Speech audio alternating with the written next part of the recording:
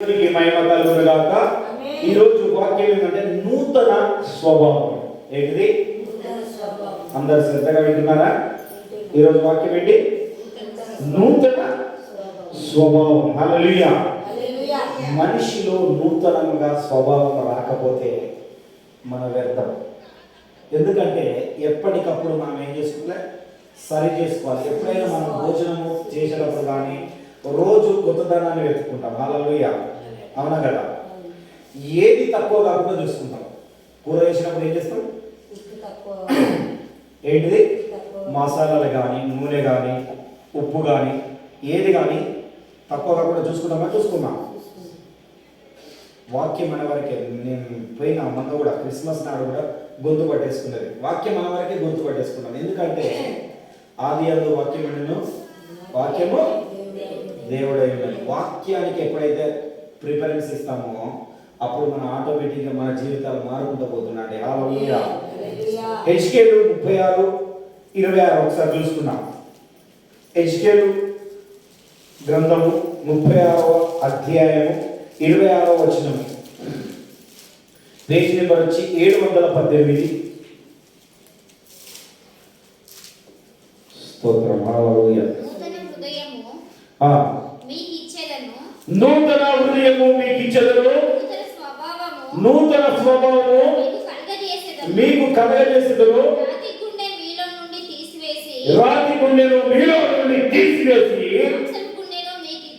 మాంసము గుండెను మీకు ఇచ్చెదను. హల్లెలూయా. ప్రార్థించుకున్నాం. ప్రేమ నమ్మకం కలిగిన నా యేసయ్యా, నీకు వేలాది కోట్ల వందనాలు, స్తుతులు స్తోత్రాలు చెల్లించుకుంటున్నాం తండ్రి. తండ్రి వాక్యం చెప్తున్నాగా ఏం మాట్లాడకూడదు మీరు నేర్పించండి తండ్రి. నా నోటికి బూరగా మీరు ఉండండి తండ్రి. వీరికి కూడా వినగల చెవులు, గ్రహించగల మనసు మీరు దయచేయమని వేడుకున్నాను తండ్రి. మీరే మా మహిమలు గంటలు ప్రభావితమని యేసు నామమున అడుగుచున్నాం తండ్రి. ఆమేన్.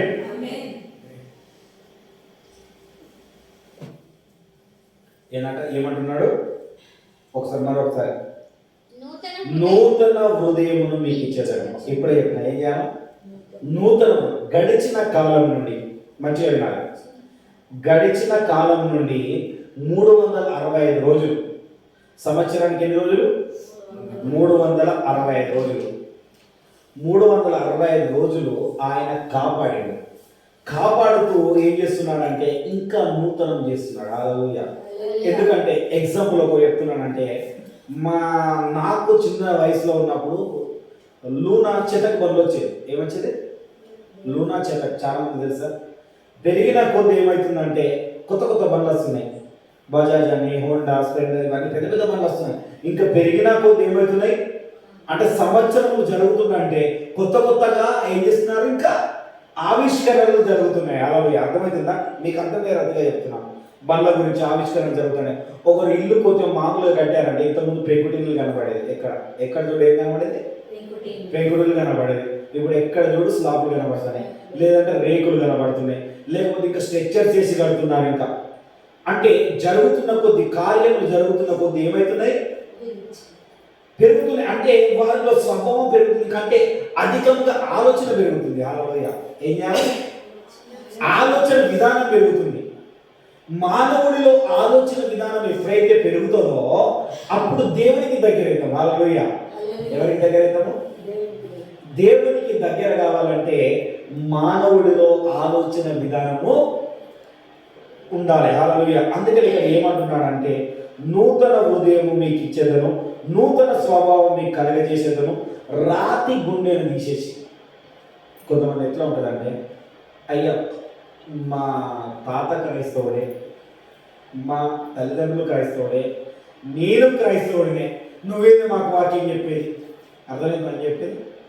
వాక్యం చెప్పాలంటే వాళ్ళు వినరు. మరి ఈ నూతన స్వభావం అంటే ఏమిటి? అసలు ఈ నూతన స్వభావం ఎక్కడి నుండి కలుగుతుంది? ఈ నూతన స్వభావం ఏ విధంగా మనకు కలుగుతుంది అన్నది కొన్ని విషయాలు మనం తెలుసుకున్నాం. ఒకసారి తీతుకు రాసిన పత్రిక 3వ అధ్యాయము 5వ వచనం. తీసిన వాళ్ళు పేజీ నెంబర్ చెప్పండి త్వరగా. 198. తీతుకు రాసిన పత్రిక 3వ అధ్యాయం 5వ వచనం చదువుతాం. మనము నీతిని అనుసరించి చేసిన క్రియల మూలముగా ఆ, కాక ఆ, తన కనికరము చొప్పునే ఆ, పునర్జన్మ సంబంధమైన స్నానము ద్వారమును ఆ, పరిశుద్ధాత్మ మనకు నూతన స్వభావం కలుగజేయుట ఆ. ద్వారా మనలను రక్షించెను. హల్లెలూయా. ఏందంట? మన నీతినిగా, కొంతమంది ఏమంటారంటే నేను దేవుని ఎదుట నీతిగా ఉన్నా, ఏమున్నా? నీతిగా ఉన్నాను. నాలాగా ఎవరైనా తప్పబోతున్నారు, వాళ్ళు ఏమనుకోరు? నాకు అన్ని తెలుసయ్యా, ఇవాళ ఒక్కరోజు రాకపోతే ఏంది, ఇవాళ నాకు అన్ని తెలుసు,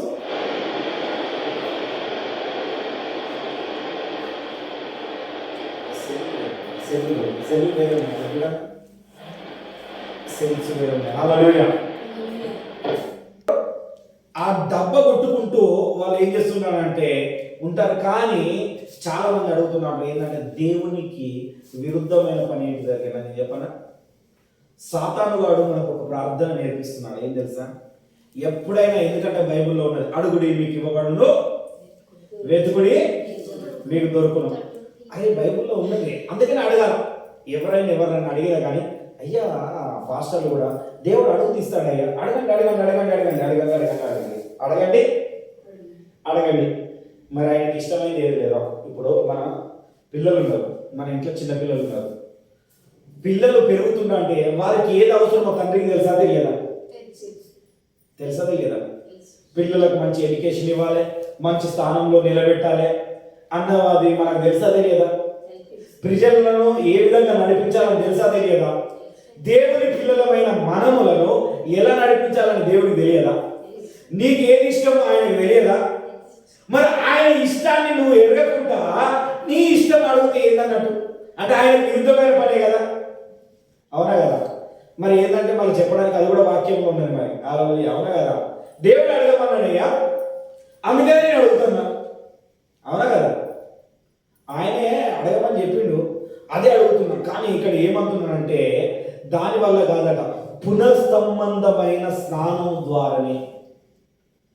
ఎందుకు పునఃసంబంధమైన స్నానం ఎప్పుడు చేస్తామంటే మనం ఎక్కడైనా బయట బాగా తిరిగేసి వచ్చినాం అనుకో, అంత దుమ్ము వస్తుంది. దుమ్ము కాగానే ఫ్రెష్గా ఉండడానికి ఏం చేస్తాం? మనము స్నానం చేస్తాం, అవునా కదా?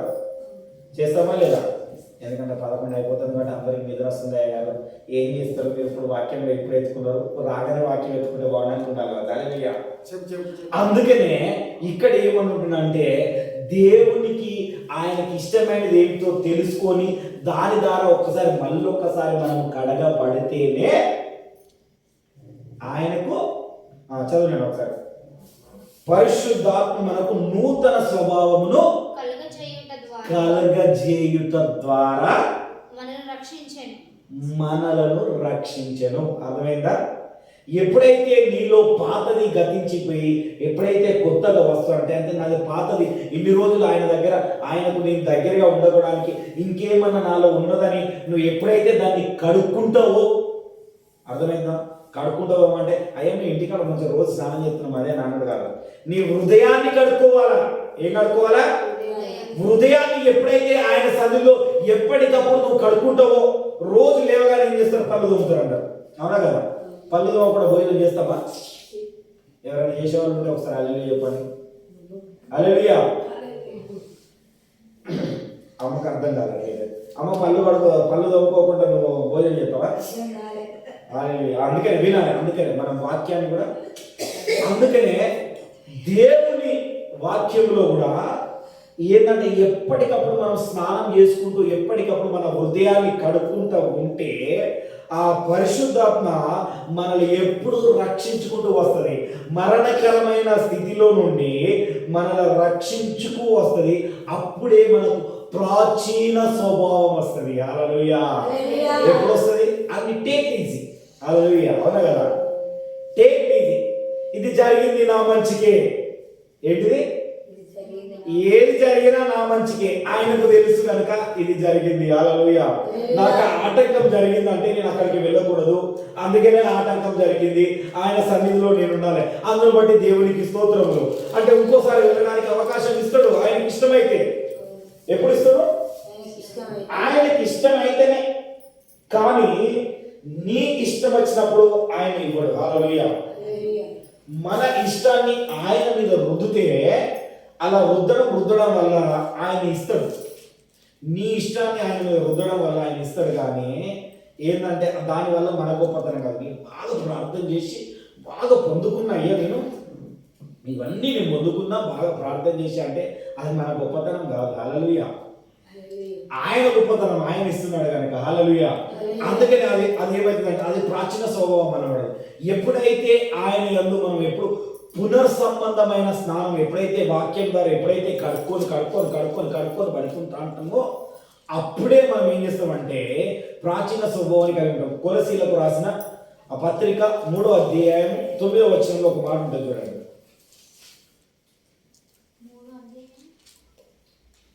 9వ వచనం. చాలా మంది ఏం చేస్తారంటే ఈ చర్చి విషయంలో కానీ ఇంకేదైనా విషయంలో కానీ ఏం చెప్తుంటారంటే ఒకరి మీద ఒకరు చాడీలు చెప్పుకుంటారు. ఏం చేస్తుంటారు? చాడీలు చెప్పుకోవడం చాలా మొదలైపోయింది చాలా మందికి. వాళ్ళకి ఏంటంటే వాళ్ళది ఏంటంటే ఎంత ప్రాచీన స్వభావం అది. హల్లెలూయా. ఒకసారి చదవండి. ఒకరితో ఒకడు అబద్ధం ఆడకూడి ప్రాచీన స్వభావమును దాని క్రియలతో కూడా మీరు పరిచితించి జ్ఞానము కలుగు నిమిత్తము దానిని సృజించిన వాని పోలిక చొప్పున నూతన పరచబడుచున్న నవీన స్వభావము ధరించుకొని ఉన్నారు. ఏం చేయాలంట? ఒకరి మీద ఒకరు చాడీలు చెప్పుకోకూడదు, ఒకరి మీద ఒకరికి ఏం చెప్పుకోకూడదు. ఎవరైనా గుర్తు పెట్టుకోండి, నేను మళ్ళీ ఒకసారి చెప్తున్నాను. ఈ దేవుడు నాకు ఈ విషయాన్ని ఇప్పుడు ఎందుకు ఈ సంవత్సరంలో ఎందుకు గుర్తు చేస్తున్నాడంటే గుర్తు పెట్టుకోండి, దేవుని మందిరము విషయంలో ఏదైనా కానీ ఎవరికి వారే ఒకరికి చెప్పకుండా పని చేసుకోవాలి. హల్లెలూయా. ఇతరుల గురించి మనం చూడకూడదు. ఏం చేయకూడదు?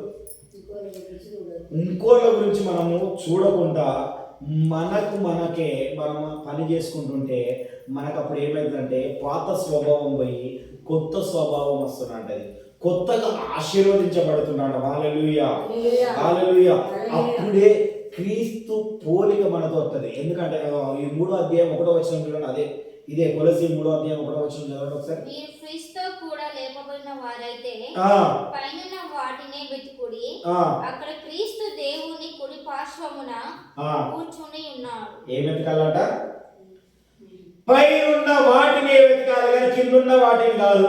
రోజు ప్రతి వారు ఏం చేస్తారంటే ఈరోజు ఏం తిందామా, ఏం తాగుదామా, ఏం చేద్దాము, ఇతరుల కంటే ఏ విధంగా గొప్పగా ఉంటాము, మన వాళ్ళను మన పిల్లలను ఏ స్థానంలో కూర్చోబెడదాము, ఇంతకుముందు చెప్పినా కదా, ఏ స్థానంలో కూర్చోబెడదాము, ఎలా నడిపిస్తాము, ఇతరులతో పోల్చుకుంటాడు. ఏం చేసుకుంటాడు? ఇతరులతో పోల్చుకుంటాడు. ఆ పోల్చుకునే స్వభావాన్ని తీసేసుకోవాలి. హల్లెలూయా. తీసేసుకొని ఏం చేయాలంటే పైనున్న వాటిని వెతకాలి, కిందున్న వాటిని వెతకకూడదు. హల్లెలూయా. అక్కడ ఏమంటారు? స్పష్టంగా క్రీస్తుతో కూడా లేపబడిన వారమైతే, అర్థమేనా? క్రీస్తుతో కూడా లేపబడిన వారమైతే ఏంటంటే ఒకడు కొత్తగా జన్మిస్తే కానీ దేవుని రాజ్యంలో ప్రవేశించడు. కొత్తగా జన్మించడం అంటే ఏంటిది? బాప్టిజం తీసుకోవడం. అవునా కదా? మన పాత స్వభావాన్ని విడిచిపెట్టి కొత్త స్వభావంలోకి అడుగుపెట్టి కొత్తగా జన్మిస్తున్నామంటే అంటే మనం కూడా మరణించి మళ్ళీ తిరిగి లేచిన వారం గనుక, అంటే క్రీస్తు ఏ విధంగానైతే లేచాడో మనం కూడా ఆ విధంగా లేచినామని మనం అయితే వాళ్ళం అయితేనే పైన వాటి గురించి ఆలోచిస్తారు, మిగిలిన వాళ్ళు ఆలోచించారు. హల్లెలూయా. అర్థమైందా? దీని మర్మం అర్థమైందా? ఎవరు పడితే వాళ్ళు ఆలోచించారట. ఎందుకు ఆలోచిస్తారు? అవునా కదా? ఎప్పుడైతే క్రీస్తుకు నీవు కనెక్ట్ అయి ఉంటావో, క్రీస్తు స్వభావం నీలో ఎప్పుడైతే ఉంటుందో అప్పుడు క్రీస్తు లాగా నువ్వు ఆలోచిస్తావు. హల్లెలూయా. ఎందుకంటే మనల దేవుడు ఏంటంటే నువ్వు ఇక్కడ పెట్టాలని చూస్తాడు, ఇక్కడ పైన. అర్థమైందా? కానీ నువ్వేమనుకుంటావు? ఇంకా కిందనే కిందనే కిందనే కిందనే కిందనే. నీలో కార్యం జరుగుతలేదు అంటే నీలో ఇంకా పాతదేదో దాగి ఉన్నది. హల్లెలూయా. అందుకని అంటారు కుండెడు తేనెలా ఓ నీళ్ళ చుక్క అయితే ఏమైతుంది? ఒకటే చుక్క కదా వేసింది. అవునా కదా? మరి నీ స్వభావము ఇన్ని రోజులు మంచిగుండి ఒకటేసారి పోతే ఏమైతుంది నీకు? అవునా కదా? అర్థమవుతుందా? రాలేదా? అవుతుందా? అందుకనే నేను బాధపడతాను అన్నమాట. ఎవరైనా చర్చికి రాకపోయినా కానీ, ఎవరైనా రాకపోతే నేను ఏం చేస్తానంటే బాధపడతాను. ఇందు నిమిత్తం బాధపడతాను, వేరే దాని నిమిత్తం నేను బాధపడను. నువ్వు ఈ వాక్యం నిమిత్తం, ఎందుకంటే మీరు క్రీస్తుతో కూడా లేపబడిన వారైతే పైనున్న వాటినే ఆలోచిస్తాం. ఎందుకంటే ఆ పైనున్న స్థానాన్ని వీళ్ళు పోగొట్టుకుంటారేమో అన్న భయం నాలో కలుగుతుంది. అర్థమవుతుందా? నాకు ఎందుకు భయం? మరి నేను ఎందుకు ఫోన్ చేయాలి? ఎగ్జాక్ట్లీ 11:36 ఫోన్ చేయాలనిపించింది, కానీ వాక్యం చెప్తున్నా కదా, అప్పుడు ఆ టైంలో ఫోన్ ఎందుకని మొత్తం అయిపోయినాక ఫోన్ చేసిన. హల్లెలూయా. అంటే దేవుడు వాక్యంతో మాట్లాడుతున్నాడు కూడా, ఎవరికి ఫోన్ చేయాలో, ఎవరితో మాట్లాడాలా, ఎవరికి ఏం మాట్లాడాలని దేవుడు నాకు తెలియపరుస్తున్నాడు. దేవుని అట్లా ఉండదన్నమాట. అంటే మనం ఆయనతో అంటగట్టబడి ఉండాలి. హల్లెలూయా, హల్లెలూయా, హల్లెలూయా. రోమా పత్రిక 6వ అధ్యాయం 6వ వచనం ఒకసారి చూసుకున్నాం. ఒకసారి త్వరగా తీయాలి. 6:6. ఏమనగా మనమికను పాపమునకు దాసులము కాకుండాకు, ఏంటంటే ఇప్పటి నుండి ఏలయనగా గట్టిగా మనమికను పాపమునకు దాసులము కాకుండాకు, పాప శరీరము నిరర్ధకమగునట్లు మన ప్రాచీన స్వభావము ఆయనతో కూడా సిలువ వేయబడ్డమని ఎరుగుదుము. ఇప్పటి నుండి ఏం చేయాలంట? మన పాత స్వభావాన్ని ఏం చేయాలి? ఆయనతో పాటు సిలువ వేయాలి. యేసుక్రీస్తు సిలువ వేయబడడానికి గల కారణం ఏమిటి? మనలో ఉన్న పాపము. అర్థమవుతుందా లేదా? ఎవరు ఆదాము అవ్వ చేసిన పాపము, అది కంటిన్యూగా ఎట్లయితే నీకు మానవుల నుండి మనకు ఒకరి నుండి ఒకరికి సక్రమంగా వస్తుందో, ఆ పాపము పోవడానికి ఆయన సిలువకు కొట్టబడినాడు. హల్లెలూయా. ఇప్పుడు కూడా నీ పాత స్వభావాన్ని అట ఏం చేయాలట? అదే సిలువకు కొట్టేయాలి. కొట్టేద్దామా, మనం ఉంచుకున్నామా? ఏమో కొట్టేద్దాం అన్నట్టు కనబడతలేదు నాకు. ఎందుకు ఏదో కొట్టేద్దామా లేదా తీయాలి, ఏం చెప్తారు? నాకు నిద్ర వస్తా అంటే ఏదో అప్పుడు మీద చెప్పి వెళ్ళిపోరా, నీకేమైంది, అంతేనా కదా? హల్లెలూయా, హల్లెలూయా. ఎప్పుడైతే నీ జీవితంలో నీ పాత స్వభావాన్ని యేసుక్రీస్తుతో సహా ఆయనకు ఎప్పుడైతే సిలువ కొట్టడానికి ఆయనకు వదిలేస్తావో, అప్పుడు ఏం జరుగుతుంది నీకు? ఒక జుమన్ నేను చదివిస్తా చూడు. ఏమనగా మనమిక పాపమునకు దాసులము కాకుండాటకు, పాప శరీరమును నిర్ధారకమగునట్లు మన ప్రాచీన స్వభావము ఆయనతో కూడా సిలువ వేసియబడి ఎరుగుదుము. హల్లెలూయా. అప్పుడు ఏమవుతుందంటే నీ స్వభావం చచ్చిపోతుంది. ఏమవుతుంది? నీ పాడైన స్వభావం ఎప్పుడైతే చచ్చిపోతుందో, అది ఎప్పుడైతే పోతుందో, మళ్ళీ యేసుక్రీస్తుని 3వ దినమున తిరిగి లేపబడుతుంది. హల్లెలూయా. కనుక ఈ నూతన సంవత్సరం ఏంటంటే, నీ స్వభావము ఇంకా ఏమైనా దేవునికి దూరమైన స్వభావము, ఏదైనా చెడు అయిన స్వభావం నీలో ఇంకా ఏమన్నా ఉంటే, ఇప్పుడు ఏం చేసుకోవాలి? మనము ఆయనతో పాటు సిలువకు వేసేయాలి. హల్లెలూయా. ఎప్పుడైతే నువ్వు ఆయనకు సిలువకు వేసి పడేస్తావో, అప్పుడు నూతన స్వభావం వస్తుంది. అప్పుడైతే మధురమైన గుణం వస్తుంది నీకు. అప్పుడు ఏమవుతుంది? నీవు ఆయనతో పాటు నీ స్వభావాన్ని ఆయనతో పాటు సిలువ వేస్తేనే, లేకపోతే కాదు. నీ స్వభావం నీ దగ్గర పెట్టుకొని, అది ఏంటంటే కొంతమంది ఉంటారు, చూసినావా? ఒక మాట అంటారు, కడుపులో లేదు కౌగిలించుకుంటూ వస్తుందా? అవునా కదా? విన్నారా ఈ మాట? అవునా కదా? ఏదో మీది మెరుగులకు అంటే కోపం ఉన్నది, కానీ మీరు అన్న బాగున్నావా, అక్క బాగున్నావా, ఏం చేస్తున్నావు, హ్యాపీ న్యూ ఇయర్, క్రిస్మస్ శుభాకాంక్షలు ఏం చెప్తారు? మీది మెరుగులకే. నీ లోపల నుండి వస్తుందా నీకు? అదే వస్తలేదు. అది నీ గుణాతిశయం. అవునా కదా? అంటే నువ్వు నీ స్వభావాన్ని సిలువ వేయబడలే, నీతోనే ఉంచుకున్నావు. ఆయన రక్తం నీ మీద చింపించుకోలే, నువ్వు చింపించుకున్నావని నటిస్తున్నావు అంతే. అర్థమవుతుందా? నటిస్తున్నావు. అందుకని ఏంటంటే, ఏమంటుందంటే బైబిల్ వాక్యం ఏం చెప్తుందంటే, ఈ తోడేళ్ళు అటు ఏం చేస్తున్నాడు? గొర్రె చర్మం కప్పుకొని వస్తున్నాడు మన మధ్యలోకి. ఎక్కడికి వస్తున్నాయి? మన చర్మం కప్పుకొని మన మధ్యలోకి తోడేళ్ళు వస్తున్నాయి. హల్లెలూయా. మరి అది తోడేలా గొర్రెలా ఎట్లా ఉండాలి? మరి దాని స్వభావాన్ని బట్టి నువ్వు గుర్తుపట్టాలి. అవునా కదా? నీ మాట బట్టి, నువ్వు చేసే పనిని బట్టి, ఆ స్వభావాన్ని బట్టి ఆయన ఎవరు క్రీస్తుతో సిలువ వేయబడినాడా లేడా అన్నది తెలిసిపోతుంది. హల్లెలూయా. అవునా కదా? మరి అప్పుడే మనం ఎలాంటి స్వభావం కలిగి ఉండాలన్నది తెలుస్తుంది. పేతురు రాసిన మొదటి పత్రిక 3వ అధ్యాయం 4వ వచనం ఒకసారి చూసుకున్నాం. త్వరగా నేను ముగిస్తా, సమయం అవుతుంది. పేతురు రాసిన మొదటి పత్రిక చూడండి 3:4 ఎలాంటి స్వభావం కలిగి ఉండాలంటే సాధువైనట్టు మృదువైనట్టు అయినను గుణమును అక్షయ అలంకరము గల మీ హృదయపు అంతరంగ స్వభావము మీకు అలంకరముగా ఉండవలెను. అది దేవుని దృష్టికి మిగుల విలువగలది. అబ్బబ్బబ్బా, ఏమన్నారట? నీ హృదయములో ఎలాంటి కపటం ఉండకూడదు. నీ మాట బాగున్నావా అంటే అది ఎక్కడ రావాలి?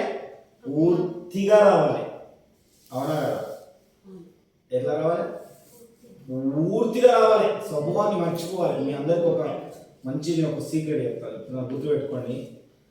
మన ముస్లిం సోదరులు ఉంటారు చూసినా, వారికి ఎన్ని గొడవలు జరిగినా కానీ వాళ్ళు పండుగ నాడు కానీ ఎప్పుడైనా కానీ అవన్నిటిని పూర్తిగా మర్చిపోతారు. ఏం చేస్తారు? పూర్తిగా మర్చిపోయి వాళ్ళందరితో కలిసి ఉంటారు. తెలుసా? అసలు అది ఆ గొడవ జరిగిన విషయాన్నే అంత త్వరగా మర్చిపోతారు. ఏం చేస్తారు? అవసరం లేదు, వీడు నా సహోదరుడే, నా వాడే అని ఎంత మంచిగా కలిసి ఉంటారు ఎక్కడైనా. అంటే వాళ్ళ మనసులో ఎలాంటి కపటం లేదు. ఏం లేదు? ఎలాంటి కపట ఆలోచనలు లేవు. అందరూ నా వాళ్ళే అని ఎంత కలిసిపోతారంటే అలాంటి ప్రాచీన స్వభావం కూడా మనలో కలిసి ఉండాలట. హల్లెలూయా. అలాంటి గుణ లక్షణాలు నీలో కూడా ఉంటే అందరితో కలిసిపోవాలి. అదే ఏం లేదు అంటే ఎప్పుడైతే నువ్వు ఆ పాతదాన్ని ఎప్పుడైతే విడిచిపెడతావో అప్పుడేమంటుందంటే నువ్వు ఆయన పోలికలోకి మారుతాడో, దేవుని పోలికలోకి. ఎఫెసీలకు రాసిన పత్రిక 4:24 ఒక మాట ఉంటుంది. ఆయన పోలికలోకి ఏ విధంగా మారుతామన్నది చూడండి ఒకసారి. ఎఫెసీ ఇదొక విషయాన్ని చెప్పి నేను ప్రార్థన చేస్తాను.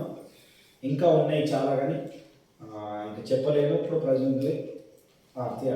ఎఫెసీ నీతియు యథార్థమైన భక్తియు గల వారై దేవుని పోలికగా సృజింపబడిన నవీన స్వభావమును ధరించుకొనవలెను.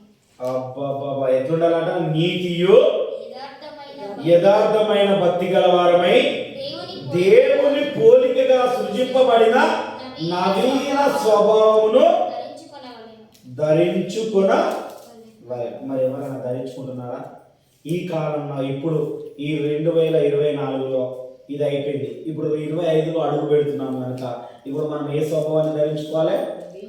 నవీనమైన స్వభావం. అంటే మనలో ఎలాంటిది దేవునికి ఇష్టం లేనిది ఉండకూడదు. ఏమున్నా కానీ ఇప్పుడు ఏం చేయాలి? మనము సిలువ వేయబడాలి. హల్లెలూయా.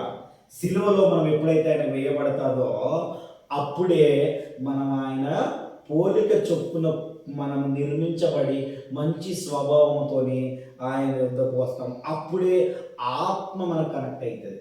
రోమా 8:9 ఉంటుంది. ఆత్మ స్వభావం ఉంటుంది. హల్లెలూయా. ఏముంటుంది? ఆత్మ స్వభావం. ఇది ఒక విషయం. త్వరగా నేను ముగిస్తాను.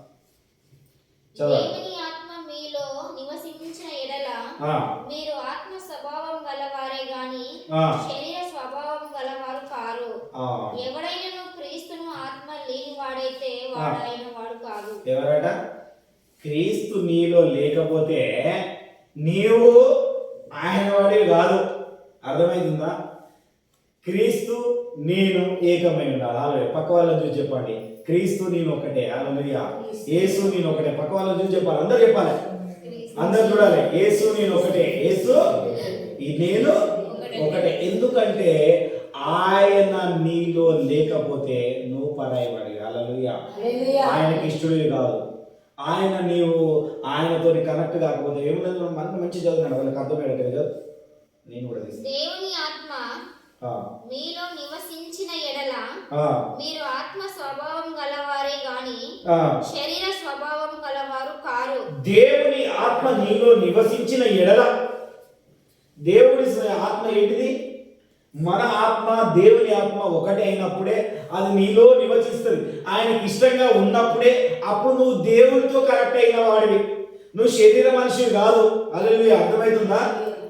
లచ్చవ కాదు. లచ్చవ యేసుక్రీస్తు ఒకటి. అర్థమవుతుందా? అర్థమవుతుందా లేదా? ఏమో సుధాకర్ అన్న డౌట్గా చూస్తాడు, మరి ఏమో నాకు డౌట్ చెప్తాడు. అవునా కదా? చదవాలి. గాని శరీర స్వభావం గలవారు కారు, ఎవడైనను క్రీస్తు ఆత్మ లేనివాడైతే వాడు ఆయన వాడు కాదు. అంటే ఇప్పుడు నీలో క్రీస్తు ఆత్మ ఉన్నదా లేదా నాకు వచ్చాను. ఇప్పుడు ఏం చెప్తున్నాను ఏంటంటే, ఒకవేళ క్రీస్తు ఆత్మ లేదు అనుకో 2024లో 2025 నుండి క్రీస్తు ఆత్మ నీలో ఉంచుకోవాలి. అప్పుడు ఏం చేయాలి? ఒకవేళ 2024లో లేదు, ఇప్పుడు 2025లో క్రీస్తు ఆత్మ నేను ఎక్కువై ఉండాలి. హల్లెలూయా. అందుకే ఒక మహానుభావుడు ఏం చేయాలి? యేసు నేను ఒకటే, యేసు నేను ఒకటే అని పాట రాశాడు. హల్లెలూయా. ఏం చేయాలి? యేసు నీవు ఒకటే ఉండాలి. ఎందుకంటే ఆ స్వభావము నీలో ఉంటేనే నువ్వు ఆయన వాడివి, లేకపోతే ఆయన వాడివి అసలే కాదు. అసలు సత్యంతో కూడిన స్వభావమే నీలో ఉండదు. యేసు నీలో ఎప్పుడైతే ఉంటుందో నీలో సత్యం వస్తుంది. హల్లెలూయా. యెషయా 25:1 ఉంటుంది మాట, చూడండి. యేసు నీలో ఎప్పుడైతే ఉంటాడో అప్పుడే నీలో సత్యం వస్తుంది, లేకపోతే సత్యం రాదు అసలైంది. యెహోవా నీవే నా దేవుడు 25వ అధ్యాయం. యెహోవా నీవే నా దేవుడవు, నేను నిన్ను హెచ్చించెదను, నీ నామమును స్తుతించెదను. నీవు అద్భుతములు చేసితివి, సత్య స్వభావము అనుసరించి నీవు పూర్వకాలమున చేసిన నీ ఆలోచనలు నేను నెరవేర్చితిని. హల్లెలూయా. ఏం చేస్తున్నట? ఆయన పూర్వకాలంలో ఆయన ఒక ఆలోచనతో నిన్ను కిందికి పంపించాడు. మరి ఆ ఆలోచనను నెరవేరుస్తున్నావా? ఇంతకుముందే నేను చెప్పిన ప్రార్థనలో చెప్పినా కదా, ఇది కావాలి అది కావాలని కాదు. యేసు నీకు ఏది ఇష్టమో నాకు తెలియదా? నేను నీ బిడ్డను, నీవు నేను ఒకటైనప్పుడు నాకు ఏది ఇష్టమైన తెలియదా? అవునా కదా? తండ్రి పిల్లలు ఒకటిగా ఉండి ఒకే దగ్గర ఉన్నాడు, ఒక దగ్గర జీవిస్తున్నాడు అంటే పిల్లోడికి ఏది కావాలో తండ్రికి తెలుసా తెలియదా? ఇంతకుముందే చెప్పిన. అవునా కదా? మరి యేసు స్వభావం నీలో ఉంటే, యేసు నువ్వు ఒకటిగా ఉన్నప్పుడు ఆయన నీకు ఏమి ఇవ్వాలో తెలియదా? హల్లెలూయా. ఆయన ఏది ఇస్తే అది తీసుకుంటారు, మంచిదే. మంచి ఈవులనే ఇస్తాడు. హల్లెలూయా. చేపలు అడిగితే పాముని ఇస్తాడా? ఎవడే? అర్థమైందా? నీవు నేను ఏంటంటే, నేనేం కోరుకున్నానంటే, ఈ పాత ఇక గతించిపోయింది. ఈ నూతన సంవత్సరంలో అడుగుపెట్టినప్పుడు యేసుతో కూడా నీ పాత స్వభావాన్ని యేసుతో పాటు సిలువ వేయబడి నువ్వు కొత్తగా జన్మిస్తేనే కానీ ఆయన వారమైతో ఆయన ఆత్మ నీ ఆత్మ ఒకటై ఉంటుంది. హల్లెలూయా. అప్పుడు అది మరి ఎవరి ద్వారా వస్తుంది? మరి ఆ ఆత్మ ఎవరి ద్వారా వస్తుంది అంటే చెప్పాను నేను, ప్రార్థన ద్వారానే వస్తుంది. లాస్ట్ విషయం యాకోబు 5:17. ఒక్క విషయాన్ని చెప్పి ప్రార్థన చేసుకున్నాం. యాకోబు పత్రిక 5:17. ఏలియా మనవంటి స్వభావం గల మనుషుడే.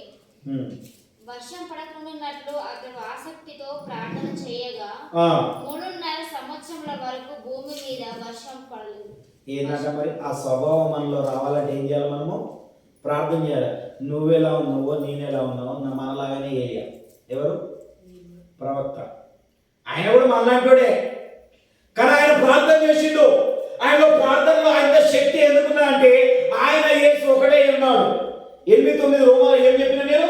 యేసుతో కనెక్ట్ అయి ఉండాలి. అందుకే నీ పక్క వాళ్ళని చూసి చెప్పన్నా, యేసు నేను ఒకటే అని ఎందుకు చెప్పాలంటే, నీవు కూడా ప్రార్థన చేస్తే వర్షం రావాలంటే రావాలి, ఆగాలంటే ఆగాలి. హల్లెలూయా. ఆశ్చర్యకార్యం జరగాలంటే జరగాలి. హల్లెలూయా. నీ ఇల్లు కట్టబడాలంటే కట్టబడాలి, నీకు బండి కావాలంటే బండి రావాలి, నీ ఇంట్లో పెళ్లి జరగాలంటే పెళ్లి జరగాలి, నీ పిల్లలు ఎదగాలంటే ఎదగాలి. అంటే ఎప్పుడు రైతుడు? యేసుతో నువ్వు కనెక్ట్ అయి ఉన్నప్పుడు, ఆ ఆత్మ నీ ఆత్మ ఒకటే అయినప్పుడు. హల్లెలూయా. కనుక అప్పుడే జరుగుతుంది. ఏలియా కూడా మనలాంటోడే. ఆయన ప్రార్థన చేయగా 3.5 సంవత్సరంలో వర్షం ఆగిపోయింది. మరి నువ్వు ప్రార్థన చేస్తే నీ జీవితం ఎందుకు మారతలేదు? అంటే నువ్వు యేసుకు ఇంకా దూరంగా ఉన్నావు. హల్లెలూయా.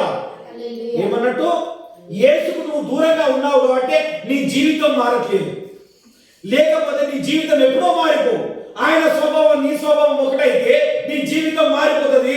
నువ్వు ఒకరికి ఇచ్చేవారిగా ఉంటావు కానీ నువ్వు ఒకరి దగ్గర నువ్వు తీసుకునేవారిగా ఉండవు. ఎందుకు నాకు ఈ విధంగా జరిగిందని నువ్వు ఎప్పుడు నీ నోటి నుండి రావు. హల్లెలూయా. ఏది జరిగినా కానీ ఎప్పుడైతే యోబులాగా ఏది జరిగినా యెహోవా ఇచ్చెను, యెహోవా తీసుకునేను, ఆయనకే మహిమ కలుగును గాక. హల్లెలూయా. ఎందుకంటే ఆయన నువ్వు ఒకటే స్వభావం ఉన్నావు. ఏది కోల్పోయినావో అంతకంటే రెండంతలుగా ఇస్తావని ఆయనకు తెలుసు. హల్లెలూయా. అవునా కదా? అవునా కదా?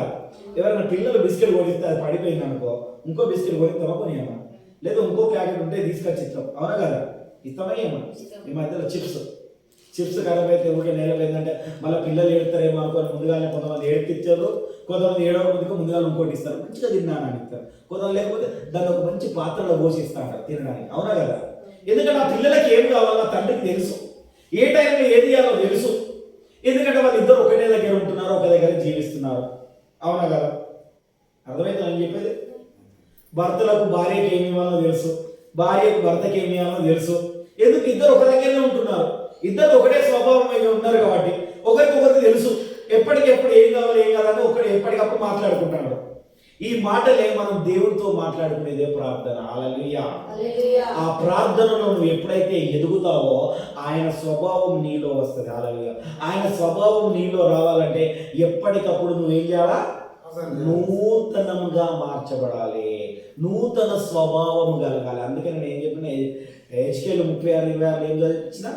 నూతన స్వభావం అంట. హల్లెలూయా. ఏం కావాలి? నీలో నూతన స్వభావం ఎప్పుడు వస్తుంది అంటే యేసుకు నీవు ఒకటి అయినప్పుడు, ఆయన నువ్వు కనెక్ట్ అయినప్పుడే అప్పుడే నీలో నూతన స్వభావం వస్తుంది. కనుక నీ పాత జీవితాన్ని ఇప్పటి నుండి మనం ఏం చేద్దామంటే మన పాత జీవితాన్ని సిలువ వేయబడి కొత్త స్వభావంతో ముందు రోజు అడుగు పెడదాం. హల్లెలూయా. ఏం చేద్దాం? నూతన సంవత్సరంలో నూతన స్వభావంతో అడుగు పెడదాం. హల్లెలూయా. పెడదామా వద్దా? లేదా పాత స్వభావంతో అడుగు పెడదామా? ఏమో కొంతమందికి అయితే కొంచెం డౌట్గా ఉన్నది, మరి ఎవరు చెప్తలేరు. మేము పాత స్వభావంతోనే అడుగు పెడతాం అన్నట్టున్నారు. ఏమో హల్లెలూయా. ఏది పాత స్వభావంతో అడుగు పెడతారా కొత్త స్వభావంతోనే? గట్టిగా చెప్పాలి. కొత్త స్వభావంతో అనుకుంటే మనం ప్రార్థన చేసుకున్నాం. అందరూ మోకరించినట్లయితే యేసయ్యా మా పాత స్వభావంతో నీవు నేను ఒకటి కాలేదేమో,